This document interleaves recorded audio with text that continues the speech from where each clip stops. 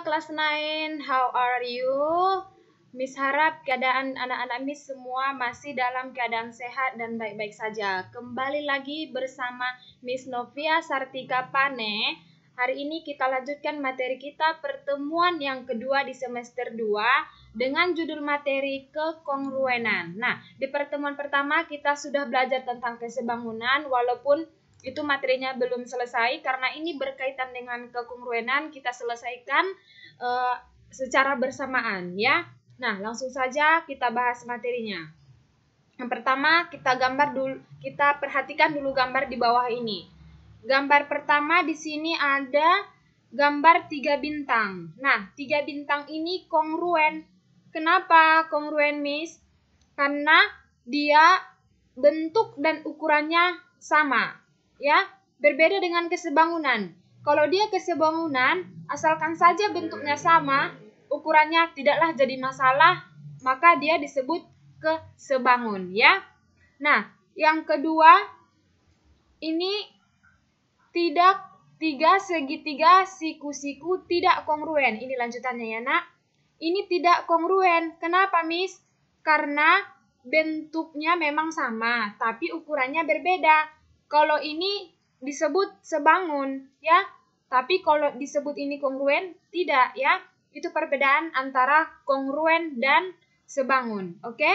Lanjut kita ke gambar yang ketiga. Di sini ada 3 lingkaran, ukuran dan bentuknya sudah sama. Maka gampang ya, ini juga disebut kongruen, ya. Dan gambar yang terakhir di sini ada segitiga sama kaki. Ini jelas ya. Sedangkan kita lihat saja kita sudah tahu bahwa ini tidak kongruen. Ya, tetapi ini adalah sebangun. Oke, lanjut. Syarat 2 atau 3 bangun yang kongruen adalah ini hampir sama sebenarnya syaratnya dengan kesebangunan. Itu saja dia perbedaan antara kesebangunan dan kekongruenan. Kalau dia kesebangunan, tidak masalah ukurannya ataupun tidak masalah ukuran dari bangun tersebut asalkan dia sama bentuknya gitu ya. Tapi kalau kongruen ini dia seperti harus kembar. Harus kembar, harus sama. Sedangkan yang kembar juga belum tentu kongruen gitu ya. Dan ini kongruen harus benar-benar persis sama gitu. Ya.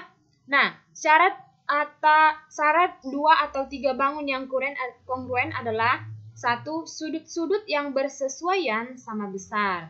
Terus yang kedua, sisi-sisi yang bersesuaian mempunyai perbandingan sama. Oke, lanjut ya. Nah, di sini ada Miss buat satu contoh. Perhatikan gambar trapesium KLMN dan PQRS di bawah ini. Apakah kedua trapesium tersebut kongruen? Dan tentukan sudut dan sisi-sisi yang bersesuaian. Answer, langsung saja kita jawab. Nah, sudut-sudut yang bersesuaian. Di sini kan sudut N dan sudut S itu sesuai karena ini adalah bangun yang kongruen.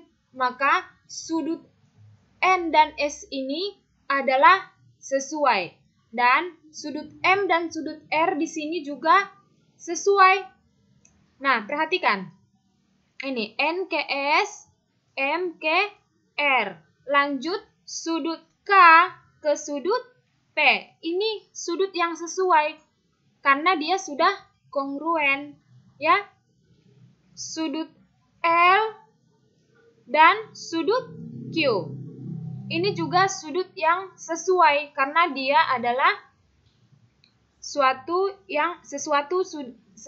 bangun yang sudah kongruen. Kenapa ini kongruen? Karena bangun dan ukurannya sama. Nah, selanjutnya kita disuruh menentukan sisi-sisi yang bersesuaian. Sisi-sisi itu apa, Miss? Sisi-sisinya yaitu N ke M ini disebut sisi NM. M ke L sisi ML. Begitu juga selanjutnya dengan KL, KN, begitu juga selanjutnya dengan SR dan seterusnya. Ya. Nah, sisi-sisi yang bersesuaian ini hampir sama dengan menentukan sudut yang bersesuaian. Sisi NM sesuai dengan SR, sisi SR ya.